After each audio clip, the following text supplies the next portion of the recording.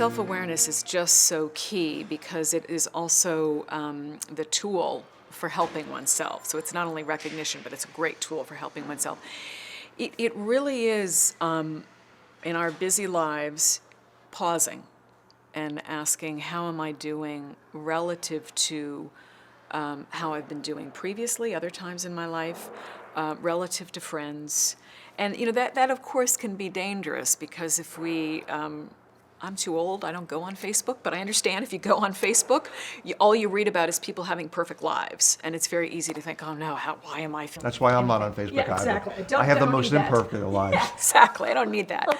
But what I understand is that but using social media to a certain extent, bearing in mind people are always trying to put their best foot forward.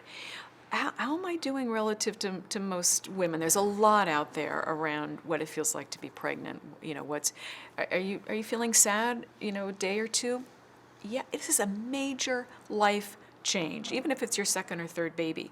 I always like to say that most things we do as adults, we can actually change our minds about. I mean, we do get divorced, we do move across the country, we do.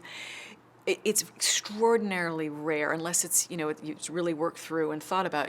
People do give their children up for adoption, but usually when it's a decision to keep a child, that's it. You're going to do it. So it's really this huge life change.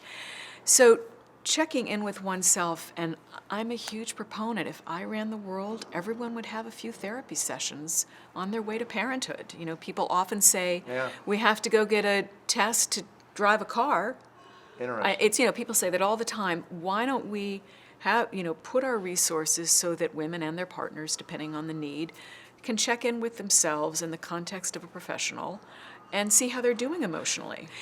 Again, it's that self-reflection, and you can build on your ability to take a mindful walk to get a new frame of what's going on. So one key phrase we can all use in our lives is, I may not be able to change how things are, but I can change how I'm holding them in my mind. I can change that frame. So when we pull back from it, we're better able to get a perspective on things. We're better able to think about who can help me in this moment, how to problem solve.